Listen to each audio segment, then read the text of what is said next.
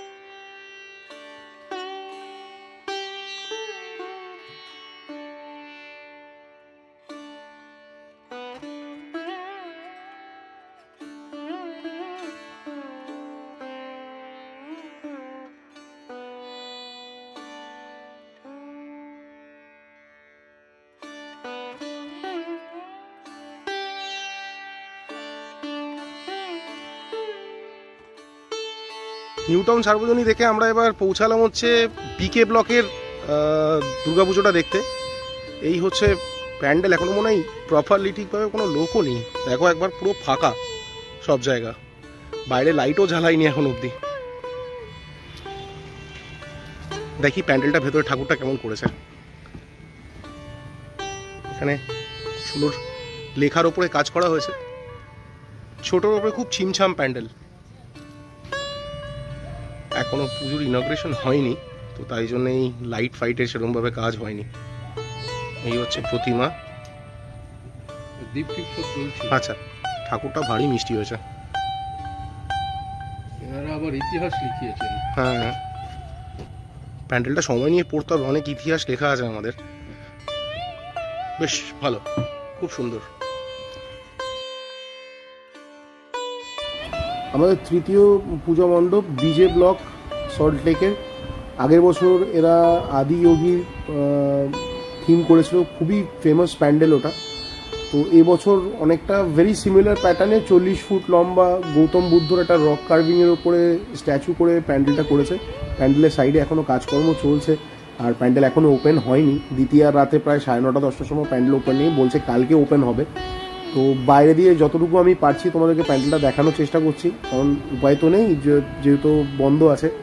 তাও খুব সুন্দর লাইট এফেক্টস হয়েছে, বুদ্ধ স্ট্যাচুটাও খুব সুন্দর হয়েছে, খুব সুন্দর থিম। ভেতরটা দেখতে পারলে ভালো লাগতো, বাট কোনো উপায় নেই, কী করা যাবে, অপশন নেই হাতে। তো যতটুকু পারছি ততটুকু দেখালাম। তারপরে আমরা এফডি ব্লকে গেলাম। এখানেও সেম অবস্থা, প্যান্ডেলের কাজকর্ম বাকি। ভেতরে প্যান্ডেলই মানে সব লোকজনেরা রয়েছে ওখানকার লোকাল, বাট কাউকে এন্ট্রি দিচ্ছে না, দেখা যাচ্ছে না। বাইরে থেকে এইটুকু দেখাতে পারলাম। তাই জন্যই সল্টলেকে আর কোনো ঠাকুর দেখলাম না, কারণ এরপরে যে কটা প্যান্ডেল দেখতে পাচ্ছি রাস্তাতে সবই এক অবস্থা, আইদার কনস্ট্রাকশন হয়নি কমপ্লিট, এখনও কাজ বাকি আছে, 2 দিন পর খুলবে। তো সেই জন্যে আমরা বেলেঘাটা গেলাম। এটা হচ্ছে বেলেঘাটায় সাধনী। এনাদের এবছরের থিম হচ্ছে মনগড়া স্টেশন। অবিশ্বাস্য কাজ করেছে, মানে কোনো কথা হবে না, এত সুন্দর কাজ। একটা ট্রেন সামনে ঢুকতে গেলে করেছে, ওটা মেন ওদের এন্ট্রি পয়েন্ট। সাইড তার পুরোটা লোহার উপরে কাজ করা। বিভিন্ন মানে স্টেশনের যে চালচিত্রটাকে এত সুন্দরভাবে তুলে ধরেছে, সেটা তোমরা দেখলে বুঝতে পারবে। আমি তোমাদের দেখাচ্ছি, ঘুরিয়ে দেখো একবার। তেমনি সুন্দর ঠাকুরটা হয়েছে, কারুকার্য এত সুন্দর। এই প্যান্ডেলটা তোমরা অবশ্যই যেও, আমার পার্সোনাল রেকমেন্ডেশন থাকলো প্যান্ডেলটা দেখার জন্য। মানে টু গুড, এক্সট্রিমলি বিউটিফুলি ডান। এত সুন্দর কাজ, নিখুঁতভাবে করা, মানে ভাবার বাইরে। একবার দেখো এটা তোমরা।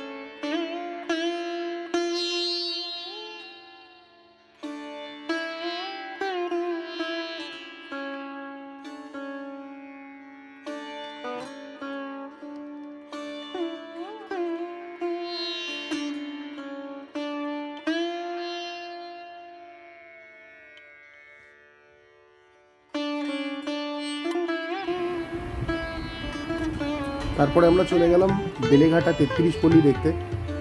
এটার এবছরের থিম হচ্ছে কোহিনূর। কোহিনূর হীরের সংক্রান্ত তোমরা অনেক কিছু তথ্য এখানে দেখতে পাবে। আর এত সুন্দরভাবে প্যান্ডেলটা ফুটিয়ে তুলেছে, মানে কোনো কথা হবে না। তোমরা প্যান্ডেলটা আমি ঘুরে দেখাচ্ছি, তোমরা এখানকার কাজ দেখো, তোমাদের খুব ভালো লাগবে। দেখো কীভাবে ইংরেজ আমলের শোল্ডারগুলোকে ফুটিয়ে তুলেছে। রাইট আপসগুলো দেখো একবার, খুব সুন্দর মানে কাজগুলো করেছে। এখানে ব্রিটিশ কুইন, তারপরে অনেক কিছু দেখতে পাবে তোমরা। ভেতরে আমি নিয়ে যাচ্ছি, আস্তে আস্তে দেখো, এনজয় করো এটা।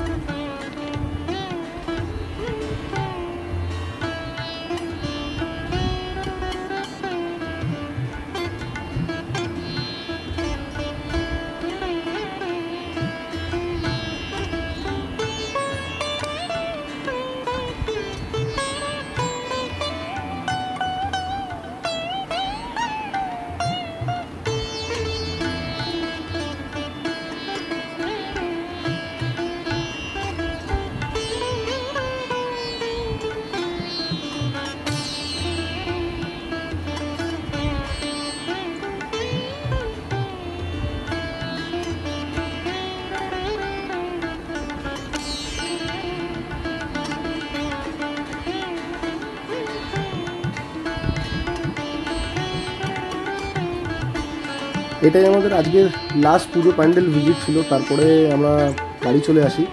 আর তো আশা করি তোমাদের ভিডিওটা ভালো লাগলো। কেমন লেগেছে আমাকে কমেন্টে অবশ্যই জানিও। আর আরও অনেক ব্লগ আসবে পুজো সংক্রান্ত, তো আমার চ্যানেলকে সাবস্ক্রাইব করে দেখো। টাটা।